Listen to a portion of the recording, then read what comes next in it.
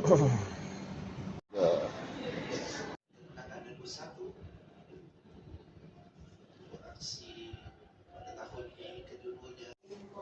buat bentuk.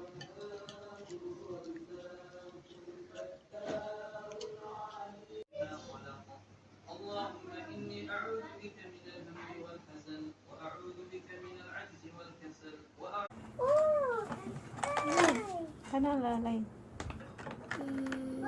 Guna color red lagi cantik. Red, bah.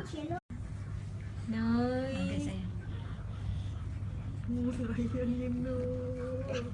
Saya Tuan Zuraida binti Yaakob, merupakan guru perpustakaan dan media dari Exchange University. Semasa saya mendengar takliman daripada pihak Tuan, saya rasa teruja untuk mencuba teknik rakaman yang betul, yang menarik, yang boleh menarik minat audience.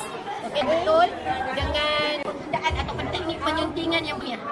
Jadi saya sangat terangkan sekolah yang terlibat dengan PBPSS untuk memastikan kami dapat lebih knowledge, lebih pengetahuan tentang teknik penyuntingan video.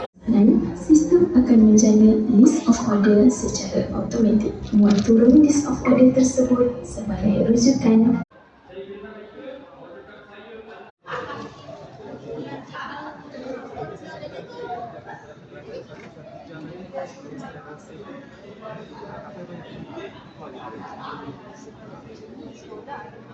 Ini pengetua SMK Kampung Keruit, dia jadikan program bengkel kami ini adalah peringkat daerah, jadi menghimpunkan 5 buah sekolah dalam satu sekolahnya.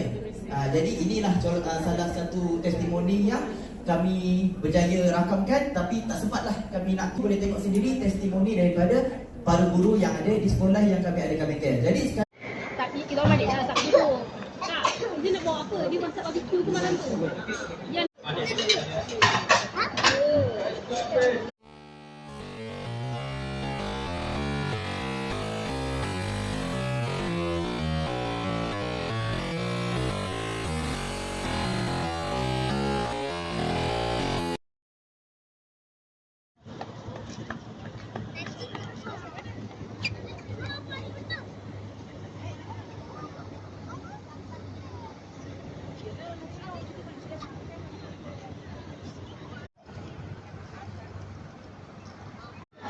Adik.